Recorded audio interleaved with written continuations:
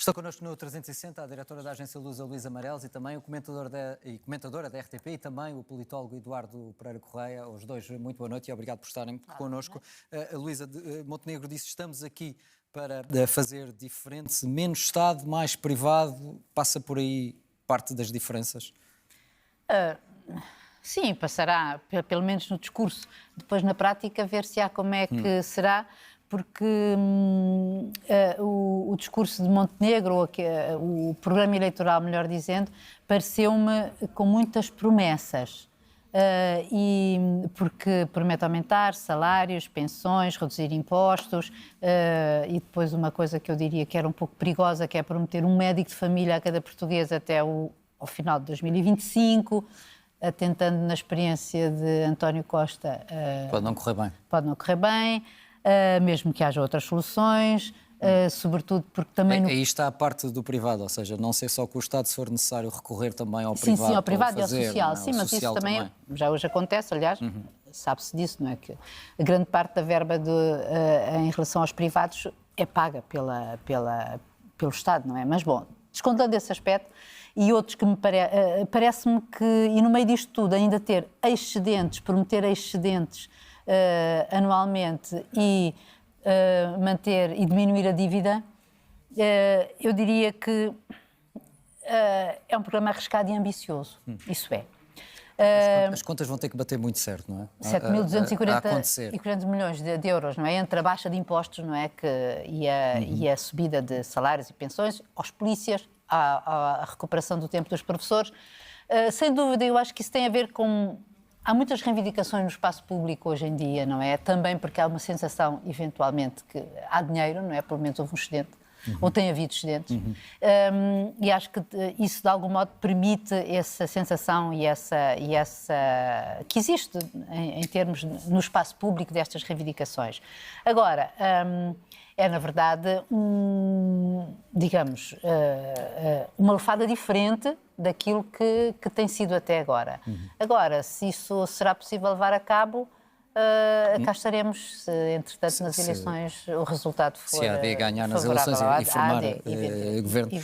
Eduardo Pereira Correia, menos dívidas, menos impostos, excedentes orçamentais, mais despesas, a Luísa estava a referir isso, eu dizia que era preciso ter tudo a bater depois muito certo. Estamos neste tempo de promessas, até porque, e seguindo aqui também o que a Luísa disse, houve excedentes orçamentais, houve tempos em que era preciso cortar, não será esse o discurso agora, não é?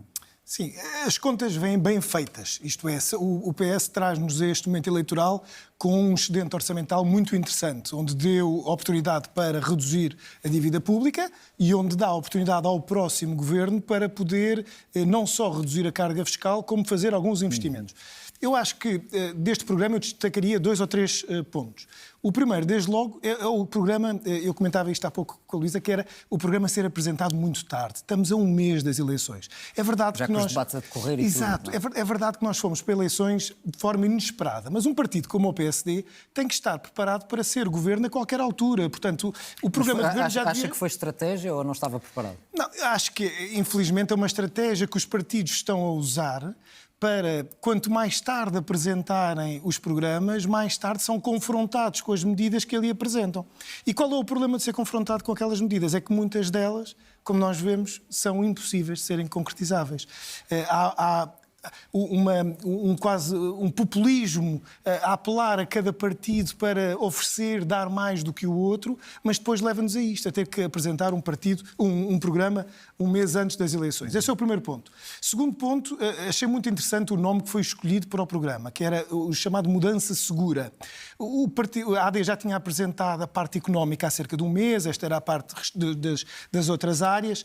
Chamar-lhe Mudança Segura é demonstrar que vai fazer comprometimentos, vão fazer alterações, mas que essas alterações não são feitas da forma como outros partidos já demonstraram, que é oferecendo tudo a toda a gente. Aliás, é muito interessante ver que, por exemplo, naquilo que são as polémicas que estão neste momento, por exemplo, o caso do Ministério da Administração Interna com as reivindicações dos polícias, as promessas são muito poucas. são a promessa de ver o que se está a passar e de ver... não se comprometem. Nada, quase nada. Onde se vê alguma inovação interessante é naquilo que são aquelas áreas que dizem muito à população e que efetivamente estão agora na ordem do dia, nomeadamente a habitação, e aí com propostas com algum valor, mas que dizem muito aos jovens neste momento. Sim, isenção de IMT, as garantias bancárias a 100% do valor da casa. Exatamente. A ideia de que possa existir uma maior proximidade dos jovens a adquirir casa e que consigam, pelo menos, reduzir aquilo que também é a burocracia para a construção, E outra coisa, comprometendo-se. Aliás, esta era uma bandeira que a PAF trazia quando fez a primeira coligação e que agora é exatamente a mesma, que é trazendo aquilo que é uma parte do compromisso do Estado. Isto é, quando se falava de o Estado também vai cortar gorduras, aqui também na questão da habitação o Estado também vai trazer os imóveis do Estado para resolver esta questão da habitação, que é algo que António Costa falou muitas vezes, mas que depois não conseguiu resolver. Que foi dizer, não, o Estado é o principal proprietário, é o principal senhorio do país e é ele que tem que trazer também grande parte do edificado público para resolver a questão da habitação. E depois, esta questão da saúde, que essa eu acho perigosíssima, que é dizer que toda a gente vai ter um médico de saúde. E reparem, um médico de família em 2025. Ou seja, ainda por cima já é difícil resolver isto, nunca resolvi 40 e 50 anos de democracia. Agora dizer já, daqui a um ano, eu acho muito difícil. Acho que, efetivamente... desculpe, só para acabar. O terceiro ponto, que era a questão das reformas. Ele propõe-se a fazer uma reforma não só na saúde, como na justiça. Ou seja, duas áreas que nós não vimos uma evolução na última governação e que, efetivamente, nós podemos hoje demonstrar que têm graves problemas e que precisam de uma reforma séria para resolver aquilo que é, sobretudo, as demoras que são inaceitáveis hoje numa sociedade como a nossa. Luísa, sobre a imigração, Luís Montenegro diz não de portas escancaradas, mas não fechadas. Não é, de certa forma, um discurso próximo daquilo que ouvimos, por exemplo, ontem também com o Chega? Já lá vou, mas deixa-me só acrescentar uma coisa em relação à reforma à justiça e à saúde, porque são duas coisas que eu acho complicadas, que é o que o programa se compromete é a criar uma comissão permanente para a reforma da justiça junto à AIR, junto à Assembleia da República. Ou seja, ainda não é a reforma, é uma comissão para estudar a reforma. É assim uma coisa semelhante à comissão para estudar o aeroporto. Aliás, está lá no programa a sua privatização, a da TAP, quero eu dizer. E a da saúde é remodelar e reestruturar completamente a direção executiva do SNS, uma coisa que acabou de ser instalada. Que é muito recente, não é? E, portanto, ainda nem começou a funcionar a 100%, de todo que não, porque foi a partir de agora, Sim, é recente. do último ano, e já se vai mudar. Portanto, ainda, eu acho duas promessas também um pouco arriscadas. Agora, voltando à migração, que foi o que tu me perguntaste, eu acho que não é necessariamente as promessas, que não tem a ver com o Chega, Sim, nada disso. Eu digo isto porque pareceu-me ontem também que o Chega aligeirou um pouco também esse discurso. Sim, mas o Chega não será aqui uma grande discurso, diferença do PSD, mas mais do que ouvimos que ontem do Chega. Porque nós ouvimos aqui no debate do Chega, do André Ventura com o Rui Rocha, a querer à viva força que o Rui Rocha pronunciasse a palavra deportação, porque é aquilo que o Chega, nomeadamente, defende para aqueles imigrantes cometerem crimes, não é? E o Rui Rocha lá ia dizendo, aplique-se a lei, aplique-se a lei. Portanto, não é bem a mesma coisa. Eu acho que o problema não é travar a entrada dos imigrantes. Acho que sim, que se devem travar a entrada através dos mecanismos ilegais, através das redes, mas sobretudo por permitir aqui que lhes sejam dadas condições de acolhimento, de casa e de trabalho. Isso sim é que eu acho que deve ser feito. Agora, aquilo que ele promete... Bom, eu acho lógico que Portugal quer uma imigração qualificada, uma imigração jovem. Quer dizer, quem não quer, não é? Todos os países, diriam, não é? Mas eventualmente não são essas pessoas que, no caso da Europa, que depois desembarcam nos barcos, sim, não é? De maneira que há que contar com a realidade, digamos, sim, assim. O choque da realidade. Eduardo, Montenegro disse que rejeita um Estado ao serviço de um partido, obviamente referindo-se aqui ao PS. Não é uma afirmação que pode, de certa forma, também fazer ricochete, tendo em conta, por exemplo, a situação que está a acontecer na Madeira? Bom, a situação da Madeira e dos Açores é um terremoto político para os partidos. Isto é, neste momento, os partidos têm que ter... Falava em particular na Madeira, pelos anos de governação do PSD, mas as duas situações, casos de justiça que as duas situações para os partidos são muito complexas, porque, repara, os partidos estão, neste momento, a ter que ter 2 e 3 caras perante os cidadãos. Têm que ter uma cara para os Açores, acabam por ter outra para a Madeira e ainda outra para o continente. E então a hipótese que... Para a República. Exato, para a República. E aquilo que nós temos visto é que, aliás, se reparar, o discurso dos líderes políticos é normalmente dizer não, as regiões autónomas têm autonomia. E, portanto, isso permite que se façam arranjos que depois não fazem qualquer sentido aqui. E, portanto... Até permite que se ouça, por exemplo, no caso dos Açores, o dirigente do Chega nos Açores a dizer uma coisa e o dirigente do Chega da República, digamos assim, a dizer outra. Exatamente. E, portanto, os partidos neste momento, e tudo isto seria normal se não estivesse encontrado no tempo. Isto é, se isto acontecesse há 6 meses e depois, se calhar, daqui a um ano fosse os Açores e agora estivéssemos a falar do continente. O problema é que não. É que estamos a falar em tudo no mesmo tempo. E por isso é complexo para os partidos conseguirem ter estas várias caras, estas várias faces na resolução destes problemas. Obviamente que a Madeira foi totalmente inesperado, é um caso judicial totalmente inesperado, mas que leva os partidos a terem que dar uma resposta e obviamente que o PSD é aquele que se vê mais comprometido. Pese embora eu continuo com dúvidas com um partido que há 50 anos que ganha na região, tenho dúvidas porque se provavelmente fosse hoje eleições, se não ganharia novamente.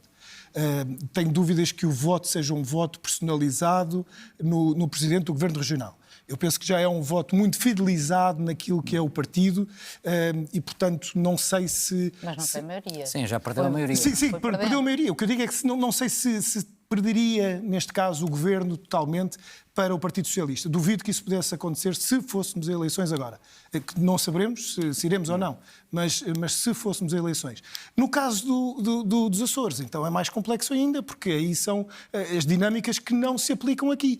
Portanto, neste momento, para os partidos não é fácil ter que lidar com estas derivações no mesmo tempo, que é o mais complexo. E, portanto, o importante agora, eu penso que será, estrategicamente, adiar ao máximo a aprovação de um orçamento nos Açores, para conseguir resolver o problema nas eleições legislativas. A aprovação de um orçamento ou a aprovação de um governo? A aprovação de um governo, desculpe, do programa de governo. Para quê? Para que aquelas alianças que se possam vir a criar nos Açores não tenham uma repercussão positiva ou negativa, dependendo do partido, naquilo que são as eleições legislativas. Porque, repare, para o PSD, que diz que não faz coligação com o Chega, que não tem essa pretensão aqui nas eleições legislativas, é complexo depois vir fazê-las nas regiões autónomas. E, portanto, nas regiões autónomas. Portanto, neste momento há esta incapacidade de conseguir lidar com todas estas diferentes faces ao mesmo tempo, por parte dos partidos. Foi trazida aqui à nossa conversa a situação nos Açores e eu aproveito também só para te fazer uma pergunta, que é, o PS já disse que não vai viabilizar esse governo. Faz bem, na tua opinião? Eu acho Pensando que faz sentido. de forma mais, faz sentido. sim, mais aberta. Sim, e acho que até unifica a cara do PS, porque se nós virmos bem foi... Mas não é consensual dentro do partido, não é? Há vozes que dizem o contrário. Percebemos disso imediatamente no próprio dia das eleições, sim, exatamente. E não só Ana Gomes, Pedro Delgado Alves, etc.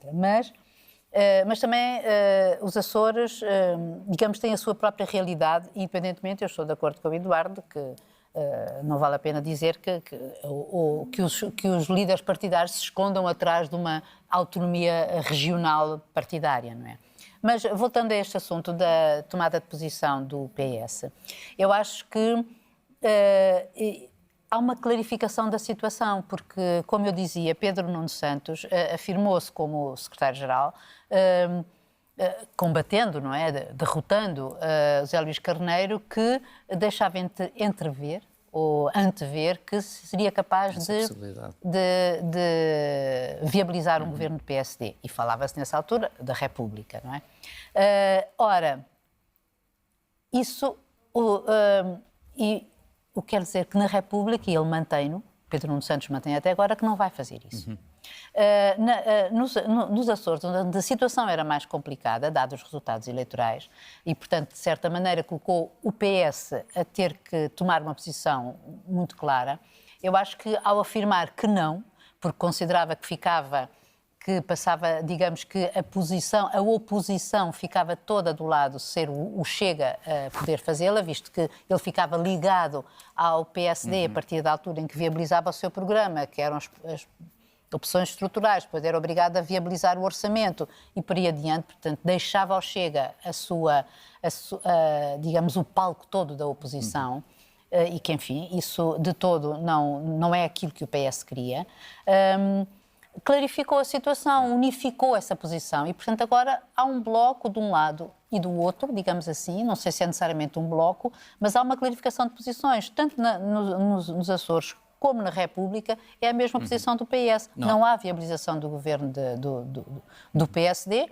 Pronto, depois há aquela questão regional de que, evidentemente, que os socialistas açorianos não se esquecem que em 2020 foi o mesmo Bolieiro que agora pede responsabilidade, que votou contra, não deixou o PS governar, apesar de terem as etc. eleições. Exatamente. Pois. Resta saber agora o que é que Bolieiro também, em concreto, vai Eu acho que Bolieiro está numa boa situação, porque para Bolieiro, se houver uma queda do governo, digamos assim, se ele não conseguir governar, para além de... Fica com uma posição mais forte para novas eleições? Exatamente. Digamos que ele poderá estar a trabalhar, entre aspas, poderá estar a trabalhar para uma maioria absoluta, porque nós sabemos que quando existem eleições, em geral, e nós sabemos isso muito recentemente em Portugal, depois o ónus cai sobre o partido que deixa que faz cair o governo.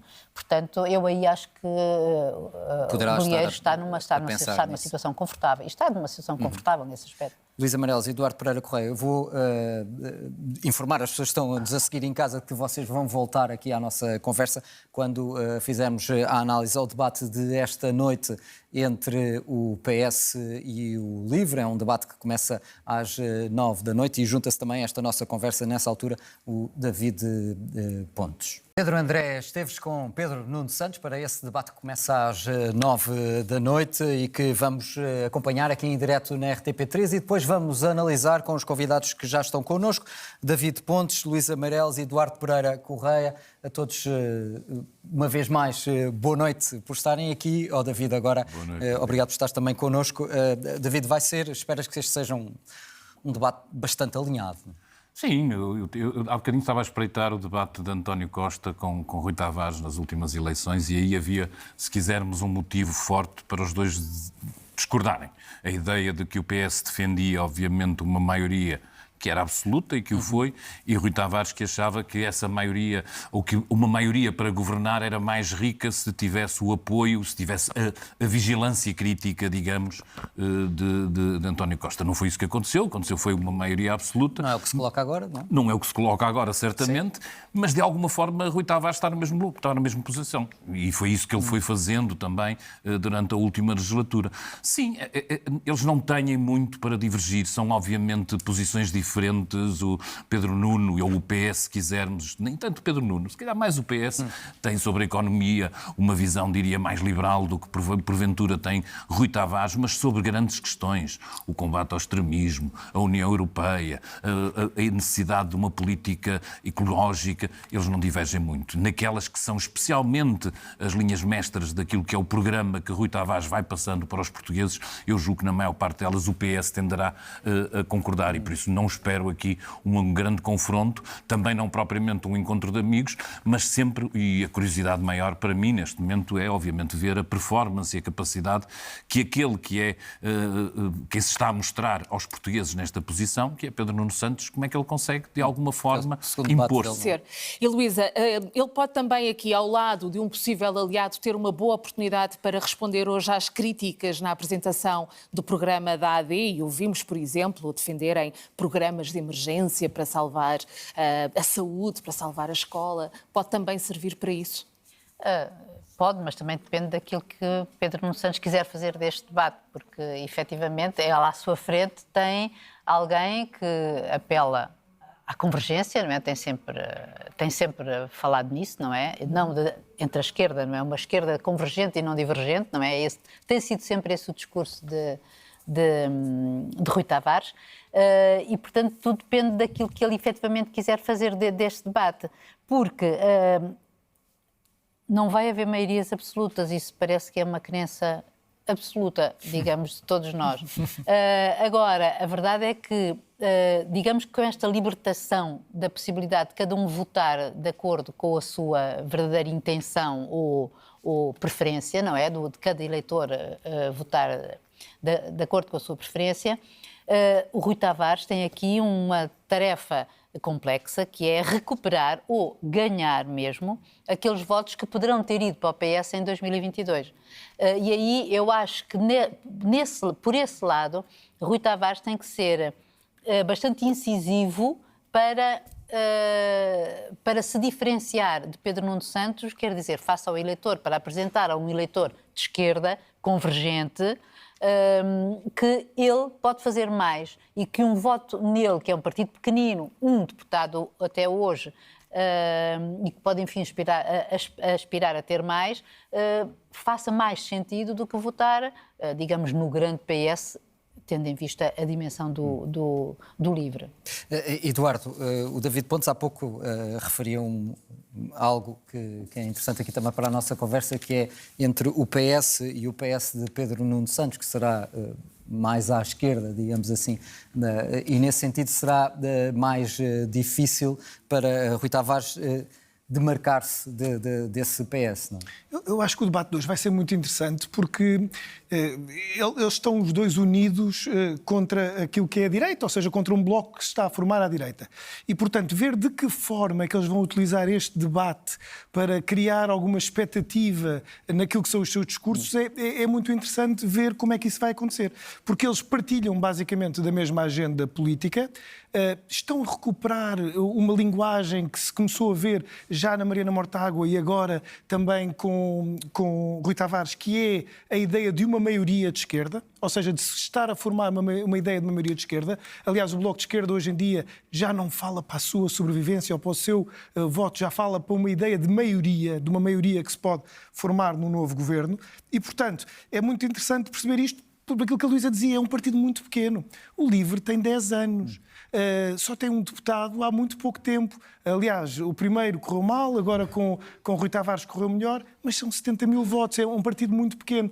E, portanto, terá aqui que criar alguma diferença para chamar o seu eleitorado a votar em si, não votar, ou não fazer aquilo que é o voto útil numa esquerda, seja no Partido Socialista ou noutro partido qualquer. E quem é esse eleitorado? Tem que mostrar a sua utilidade. Sim, exatamente. É um voto urbano, é um voto jovem, e é isso que Rui Tavares vai fazer. Rui Tavares tem uma vantagem. Ele é muito bom na argumentação, é muito bom naquilo que são no seu discurso, tem uma boa oratória, é um bom tribuno e, portanto, eu penso que ele, se vier munido de bons dados, conseguirá fazê-lo. Mas isso levará a ter que ir contra Pedro Nuno Santos e contra a política socialista. E aí está a dar alguns pontos à direita porque está a fazer algum contraste àquilo que é a esquerda, mas é a única forma dele ter aqui alguma... Tem que ter esse equilíbrio. Exatamente. David, que tipo de eleitor, também o Eduardo já estava a falar nisso, mas que tipo de eleitor poderá escolher e escolhe Rui Tavares em detrimento de Pedro Nuno Santos? Claramente a ideia de um eleitorado jovem, bem informado, muitos deles com um curso superior. Eu diria que disse, o desafio grande sempre de um partido na posição de Rui Tavares é eliminar o espectro do voto útil.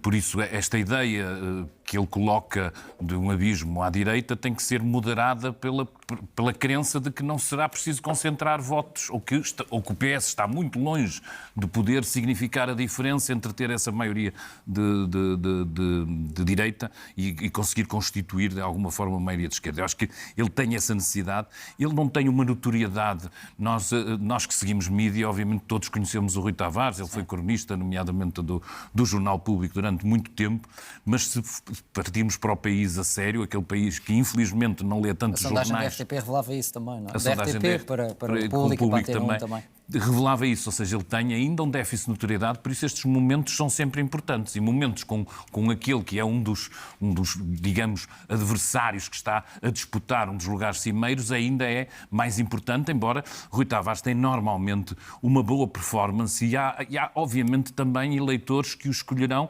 por rejeição de outros, não é? Obviamente, se colocarmos Rui Tavares à frente de um André Ventura, há uma claque que enche de cada lado, mas que enche do lado do Rui Tavares de uma maneira mais expressiva do que, se calhar, neste confronto que temos agora. Será importante também para Pedro, é o segundo debate de Pedro Nuno Santos, será também importante para ele uma boa prestação neste frente a frente, onde deixará também, no dia em que foi apresentada o programa da AD, onde deixará também certamente recados e respostas a esse programa. Não? Sim, mas é verdade, ele precisa de fazer uma boa prestação, porque no debate que ele teve com o Rui Rocha não terá sido a sua melhor forma. É que, efetivamente, o problema de Pedro Nuno Santos é que ele carrega, na verdade, uma mochila, como ele já disse, uma mochila pesada. E esta mochila, que é o seu desempenho no governo anterior, naquele em que ele pertenceu, é verdade, e, portanto, que teve falhas, como ele próprio assumiu, as suas cicatrizes, e essa mochila, não é? Pesa também na apreciação do jovem eleitorado, ou melhor, do eleitorado jovem e instruído e que também viu, ou enfim, prestou atenção ao que se passava no país. Pedro Nuno Santos, essa preocupação mas ele tem que ter essa preocupação em todos os debates, porque efetivamente ele está numa situação complicada, que é ele não pode renegar o passado, ou seja, António Costa, o governo, pelo contrário, ele diz que está orgulhoso daquilo que foi a governação socialista, mas, por outro lado, tem que se mostrar ou tem que apresentar soluções suficientemente diferentes para que o eleitorado veja que houve uma mudança. Mas sobre isso que estás a dizer, mas o maior problema de Pedro Nuno Santos é o passado do António Costa ou o próprio passado dele no governo de António Costa? Ele também esteve no governo. Não sei se é uma questão de mais.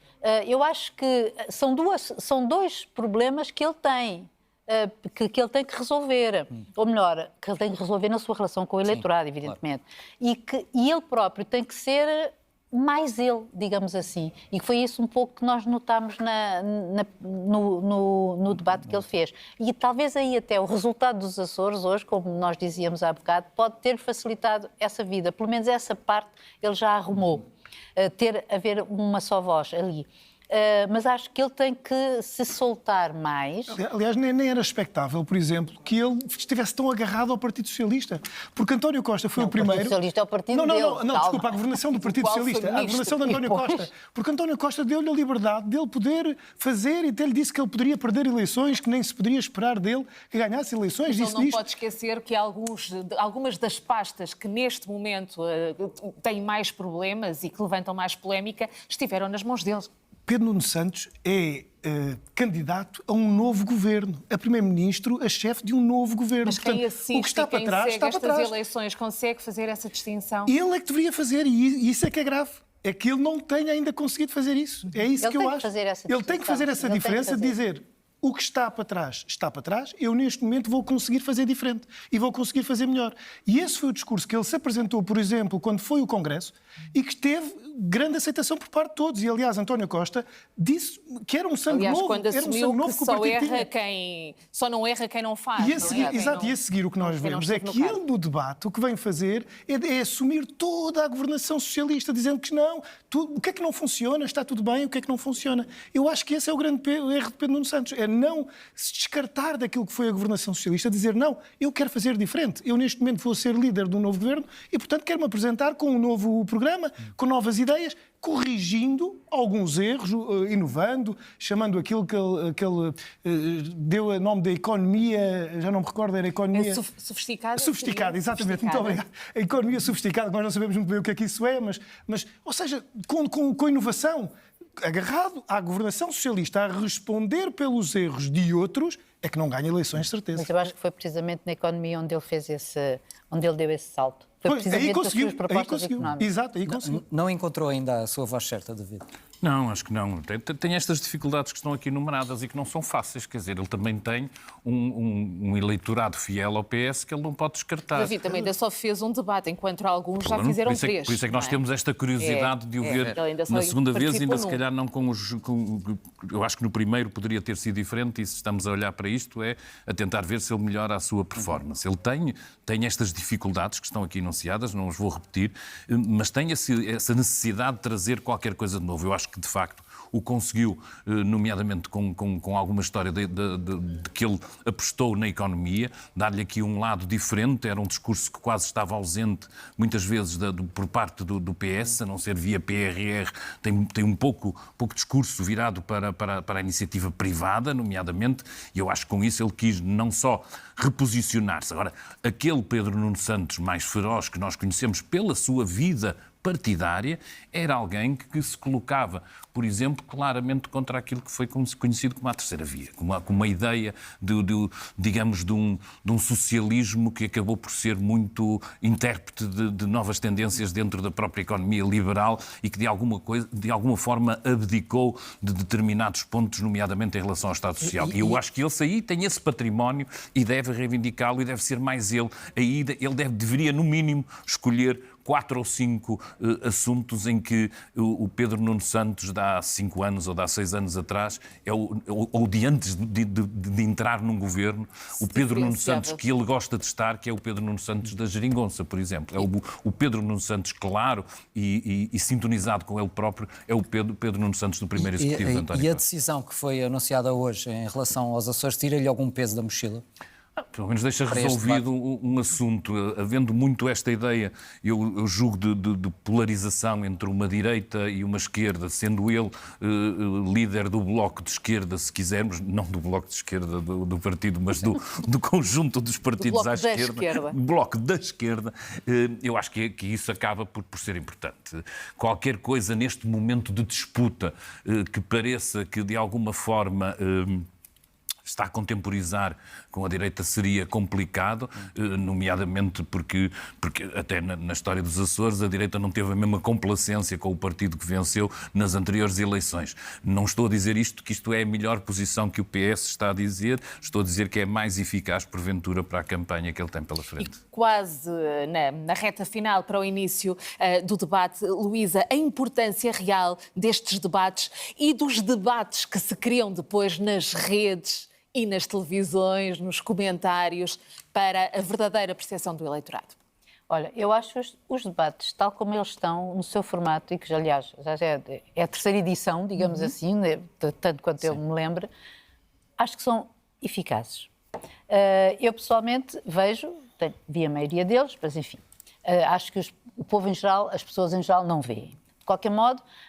Tem visto bastante, que as audiências têm sido de acordo com as audiências, elevadas. precisamente. Sim. E, aliás, isso é até quase É um uma bom sinal, novidade não é? nossa, não é? Porque isso, nossa portuguesa, não é? Talvez também pelos candidatos novos que estão... Não, mas eu acho que já foi assim em 22 e já foi assim também em 19. Portanto, eu acho que este formato permite, pelo menos, se não, obviamente que não dá para aprofundar os programas, né, as mensagens soluções. que passam. Sim, é óbvio, mas dá pelo menos para uma pessoa se aperceber do tipo de líder que tem ali à sua frente. E, portanto, obviamente, aqueles que são os mais prováveis, quer dizer, candidatos a primeiro-ministro, Montenegro, Pedro Nuno Santos, isso dará para percebermos e em relação aos outros também a maneira como eles estão e como eles se comportam face aos outros e em relação às soluções que apresentam. Por isso, eu acho que os debates são de facto úteis, depois pela tração que provocam nas redes. Acho São que sim. muito discutidos nas redes. E acho que são muito discutidos nas redes e acho que o próprio facto de haver os podcasts, porque nas plataformas imediatamente eles estão disponíveis, acho que também é uma outra vantagem para aquele público que não pode ver os debates pela televisão, não é? Claro. E na reta para as legislativas vamos ter mais um debate já agora, e é o segundo, com Pedro Nuno Santos, importante para ver esse desempenho. Que vai começar agora num simultâneo na RTP3 e na RTP1, com análise logo a seguir, aqui com o nosso painel David Pontes, Luís Amarelos e Eduardo Pereira Correia. O debate que vai começar agora. Mais uma vez, e partimos já para a análise. Luísa, Pedro Nuno Santos conseguiu libertar algum peso da mochila que traz ou parece que tem uma tendência para se justificar da governação, não só dos temas que ele tutelava? Sim, depende dos temas. Eu penso que, porque falou-se basicamente de habitação, professores, não é? Educação e saúde. Não é? Foram basicamente os dos temas. Na habitação, ele veio dizendo aquilo que já tinha dito, aliás, no primeiro debate, em que ele participou, em que ele elencou, agora menos, aquilo que foi feito. E é verdade, portanto, ele foi ministro desta pasta, por isso... Quer dizer... Está a defender o que era seu. Está a defender o que era seu. E eu também penso que não se pode também exigir que se parta do zero em relação à habitação, quer dizer, existe um patamar a partir do qual se podem fazer outras coisas, não é? Sem ser só vender casas ou não sei. Em relação aos professores, ele também já tinha dito isto que agora veio aqui dizer, que era recuperar... Aliás, o que a AD hoje no seu programa eleitoral também defende, que é precisamente aumentar os salários do primeiro escalão, etc, etc. Portanto, também não reparei, não diria que houve aqui uma grande novidade da parte de Pedro Nuno Santos. Na saúde, eu acho que ele foi mais enfático e acho que teve razão em o ser, porque me parece que exigir a Pedro Nuno Santos, digamos assim, que tenha novidades em relação à saúde, quando o novo serviço, o tal da Direção Executiva do SNS, os estatutos entraram em vigor em outubro ou novembro, e desde 1 de janeiro é que aquilo entrou verdadeiramente em funções, ainda sem estarem nomeados todos os cargos, estando ele de acordo com isso, portanto, sem não estar provada uma reforma que demorou a fazer durante 2 anos, acho que dizer, bom, agora atira-se fora e vamos fazer outra, não me parece... Está em execução. É uma coisa que não faz sentido. Agora, de um ponto de vista político, achei que ele foi muito veemente no pedido de voto útil, disse-o várias vezes ao longo do debate e agora no final até dramatizou, dizendo que o risco é real, o risco da AD ganhar é real. E é curioso porque significa, e mesmo no princípio, quando ele fala da necessidade de ganhar para poder governar,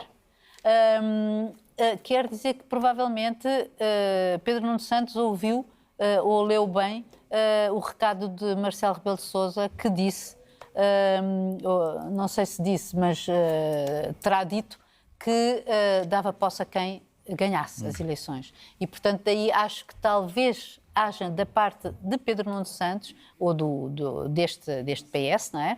Desta liderança, a preocupação em acentuar isso. Porque senão o PS pode estar confrontado, se por hipótese vier a ganhar eleições, não ter uma maioria de esquerda, efetivamente. E essa vitória não lhe servirá para nada. E, David, ficou muito claro também a dizer que o PS não existe para suportar governos do PSD. Sim, embora fosse um bocadinho confuso no início, ele disse ali praticamente impossível, assim, deixou relativa. Acho que ele principalmente no início não esteve muito bem e não foi muito claro sobre o posicionamento, deixou várias pistas diferentes, sem nunca ser categórico, embora podemos resumir naquilo que tu dizes, obviamente ele não tem essa vontade, tem uma vontade de vencer. Olhando para aquilo, eu acho que isto é um processo, não é?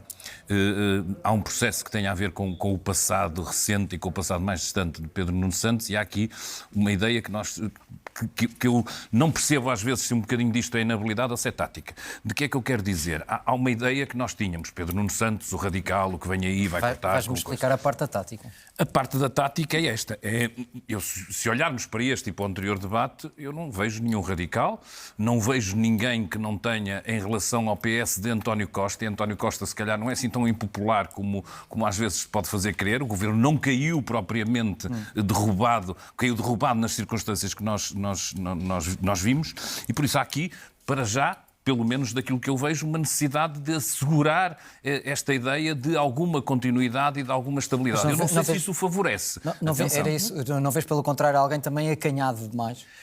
É isso que eu vejo, um bocadinho acanhado, um bocadinho imagem, com falta de margem para se afirmar ele próprio. Sim. Quer dizer, eu vou dizer aqui, se calhar, uma coisa assim um bocado estranha, mas às vezes é o que dá vontade. Ele podia ter dito isto dos professores não está resolvido, porque andamos demasiado preocupados em conter o déficit, quando a minha vontade, como vocês sabem, era de o gastar já. Mas ele nunca se solta nisso. Eu acho que ele nunca se solta nisso, porque estará, digo eu, num processo, e aí é parte da tática, é uma maneira de analisar, num processo de sedimentar esta ideia de passagem do PS que está em governo e que tem medidas a executar e que de alguma forma não se afasta tanto do António Costa, que sempre foi popular, que continua, porventura, se nós passarmos este exercício judicial que estamos a viver, a ser também, a continuar a ser razoavelmente popular. O que eu acho é que isso não chega para afirmar um novo líder. Por isso falo de um processo. Se ele continuar assim, está tramado. Acho que não há grandes hipóteses de afirmar. Não está a destacar-se. Eduardo, também tem essa opinião? Eu concordo plenamente. Acho que Pedro Nuno Santos apresentou-se aqui com tudo menos um candidato a primeiro-ministro. Aquilo que nós vemos é que ele está a capitalizar ainda o eleitorado de António Costa e eu não sei até que ponto é que esse eleitorado ainda se mantém fiel. Isto é, aquele eleitorado que levou António Costa à maioria absoluta, eu não sei se ele hoje se mantém ou se é possível ser transferível para este tipo de discurso. Aquilo que me deu mais pena de ver neste debate foi ver o Rui Tavares muito seguro, a apresentar, inclusive, a se conseguir apresentar propostas e sempre que Pedro Nuno Santos é confrontado para o futuro, o que é que vai fazer diferente, ele tem uma necessidade de justificar o que está a ser feito, de assumir a governação socialista quase como fosse exclusivamente sua. Ora, eu penso que falta Pedro Nuno Santos perceber que não era o primeiro-ministro, era só um dos ministros e até saiu. E, portanto, se ele assumir isso, se ele assumir que saiu daquele governo, que tem outra imagem, que tem outra visão para o governo, eu penso que ele poderá conseguir... Mas não está a conseguir soltar-se. Não está. Passaram 2 debates. E ele foi confrontado muito diretamente. Como primeiro-ministro, o que é que vai fazer? E aquilo que vê é um vazio. Ele tem uma necessidade de justificar sempre aquilo que vem para trás e não consegue destacar-se. Onde ele se destaca bem é agora no final, como nós vimos, enquanto político. Isto é fazer o apelo ao voto, a fazer a diferença, a mostrar-se enquanto socialista aquilo que pode ser o risco da AD ganhar as eleições. Aí sim, aí ele está à vontade. E até foi isso a novidade, não é? Se quisermos aqui foi esta dramatização de colocar no opositor a hipótese dele ganhar e com isso apelar às forças e dizer aquilo que obviamente, se me recordo, António Costa pode ter dito, nunca disse da mesma maneira em relação a Rui Rio. E por isso há esta necessidade de tentar, de alguma forma, agregar essa vontade. O que eu acho é que é depois mal traduzido. Não o fragiliza dizer isto? O risco da AD ganhar é real? Eu acho é que as pessoas... Dramatiza. Eu acho que de alguma forma isso está um bocado... Isto é um apelo ao voto útil. Um apelo ao voto útil. Funciona para o eleitorado de esquerda. Claro. Funciona para o eleitorado de esquerda. Que Isso que ele precisa é de que as pessoas veem nele... Mas também está a mostrar medo e transparência que pode não acreditar na sua própria força para conquistar o eleitorado, não é? Pronto, isso eu não diria medo, mas diria... Percebo o que é que dizes, no sentido em que admites que o adversário tem essa capacidade, mas eu acho que isso é, porventura, mais útil neste momento para congregar forças do que continuar num discurso em que não tem uma meta e não tem um desafio. Mas as sondagens já o colocam a perder, portanto ele também não tem tanta necessidade. E está a traduzir isso, ou seja, ele está a traduzir isso num apelo mais dramático em relação ao seu opositor, de alguma forma tentando congregar, e aqui, olhando para quem estava à sua frente, que é Rui Tavares, dizendo de uma maneira, sem nunca deixar de dizer que Rui Tavares é simpático, que gosta muito das propostas dele, que até mesmo em maioria absoluta as conseguiu concretizar, mas sem se opor a Rui Tavares, dizendo só há uma hipótese, de alguma forma, de derrotar a AD, é o PS. Não, e não só isso. Ou seja, não desperdicem de alguma forma o seu voto. E a maioria de esquerda. Ele disse mais do que isso. Ele disse que as tuas propostas só poderão ser realizáveis se eu ganhar. Não, se o PS ganhar. Sendo que o LIVRE, Rui Tavares aproveitou aqui para falar várias vezes sobre um programa de governo de esquerda, uma maioria de esquerda. Foi essa a tentativa que ele tentou... foi o que ele tentou ganhar neste debate, foi o que ele tentou passar neste debate. Sim, Rui Tavares. Para além das suas próprias... Ou seja, não há maiorias absolutas, tem que haver aqui uma maioria de esquerda. Não é? Sim, tem que haver uma maioria de esquerda, mas com alguma diferenciação. A dele, não é? Porque ele não pode deixar-se ficar, enfim, numa sopa com o PS, não é? Ele tem que como falávamos há bocado, ele tem que marcar alguma diferença em relação ao PS, de modo a atrair esses seus votos que eventualmente terão ido para o PS na eleição passada. Eu penso que, em relação ao risco da AD ganhar é real, ou seja, a frase que ele diz é de facto uma frase complicada, mas efetivamente isso, de um ponto de vista, não sei como é que um eleitor de esquerda, ou como é que um eleitor, ou um eleitor que deu a vitória, a maioria absoluta, ao PS em 2022, que foi menos em relação ao risco da AD ganhar, e aqui há uma diferença substancial, porque a vitória absoluta, a maioria absoluta foi obtida à custa do medo do Chega, não é? Não era tanto o PSD ganhar, apesar das sondagens na altura também darem esse resultado, ou quase a ganhar, ou empate, e nós neste momento também temos 20% de indecisos, não é? Portanto, é muita coisa, é um quinto dos eleitores. Aqui ele não está a falar do Chega, portanto, ele está a falar diretamente o risco da AD ganhar. Portanto, há aqui uma diferença. Agora, ele tem mesmo que acentuar essa dramatização para conseguir votos, para apelar ao voto útil, no que aqui... E rejeitando sempre aqui o Bloco Central, dizendo que seria o pior serviço ao país. Sim, aqui há um extremar de posição que Pedro Nuno Santos faz, que é a recusa do Bloco Central, recusar governar ou permitir a governação de um governo da AD minoritário, mas nós mais uma vez vemos Pedro Nuno Santos sem a capacidade, e é estranho nós olharmos para isto. Eu penso que é o segundo debate de Pedro Nuno Santos. No primeiro ele não foi muito feliz, e neste segundo também não. Temos um homem muito contido. Sim, bastante contido e sem a capacidade de se apresentar como Primeiro-Ministro a inovar, com novas propostas. E é isso que eu acho que o deve diferenciar, por exemplo, de Rui Tavares. A determinada altura, Rui Tavares não vai ser Primeiro-Ministro, nem está a candidatar-se a isso. E de repente Rui Tavares está sempre a trazer propostas. É muito interessante, porque vemos Rui Tavares a trazer propostas e Pedro Nuno Santos quase a dizer, bom, vamos dizer o que nós fizemos, o que estamos a fazer. E é penoso ver o jornalista dizer-lhe, mas e para o futuro? O senhor é que vai ser Primeiro-Ministro, diga para o futuro. E ele não tem muitas ideias. Eu penso que... Mas eu acho que ele as terá. Eu acho é que não podes pedir a alguém que foi parte de um governo e que não enjeita essa governação, nem essa mochila, no sentido positivo, que a rejeita e diz, não, foi tudo mal e agora a minha solução é outra. Mas a certa altura vai ter que deixar de parte durante um tempo e agarrar uma mochila nova. Isso vai acontecer no final, na reta final, para extremar posições. É a única hipótese, porque senão... Repare-se, nós temos estes debates para esclarecimento de questões importantes. Se nós vamos fazer simplesmente aquilo que é uma intenção de voto a António Costa e à governação socialista... Com base na revisão da matéria dada. Exatamente, aí acabou. Não tenho essa visão tão otimista de que tenhamos debates para esclarecer coisas importantes.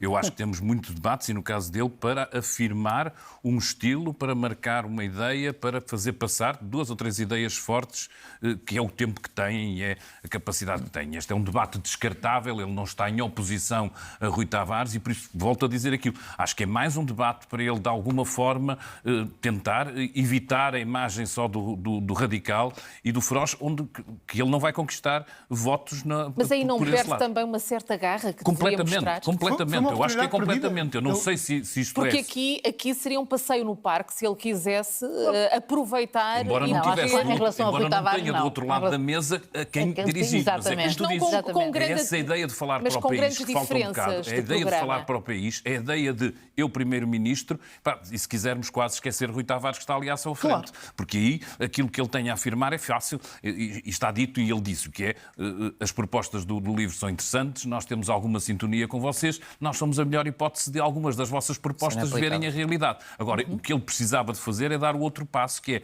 deixar de olhar para o opositor que está para a frente, olhar para a Câmara e falar diretamente para o país sobre aquilo que o PS Mas ele esteve sempre a falar para o amigo, não é? Estás a estragar o meu tempo, engana-se e refere-se ao Chega, refere-se ao Chega, eu acho que são falhanços livre, pede desculpa por interromper. Eu estranhei imenso isso, porque ele é um tribuno, ele não é propriamente alguém inexperiente, e nós sabemos bem, vocês sabem melhor do que eu certamente, que quando um político quer acabar de dizer uma frase, acaba de a dizer. E mesmo o Adelino, com toda a sua mestria, não o consegue impedir. E isso achei, por isso é que eu achei que há aqui uma dose de contenção que eu tenho a impressão que pode ser tática. Se ao terceiro, eu diria que só ao terceiro vimos isto. É moderação. Parece-me só que é falta de eficiência. Nós vemos Rui Tavares, um político muito eficiente. Aliás, ele disse tudo aquilo que ele queria dizer, fez os soundbites todos, falou de todos os temas, e o que vimos foi Pedro Nuno Santos constantemente a correr atrás do prejuízo. Mas é que aliás, ele a uma altura dizia, mas eu preciso falar um bocadinho. São dois patamares diferentes. Quer dizer, o Rui Tavares é muito eficiente e é muito bom, e é um ótimo tribuno também, mas digamos que a exigência que a gente põe a Pedro Nuno Santos e a Rui Tavares são muito diferentes em termos... É por isso que nós achamos que ele não chegou até lá, não é?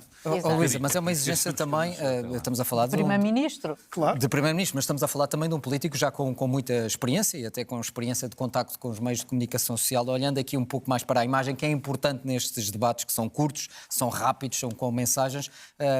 Falta ali qualquer coisa, sentes isso ou não? Sinto porque sente-se a sensação de falta-lhe...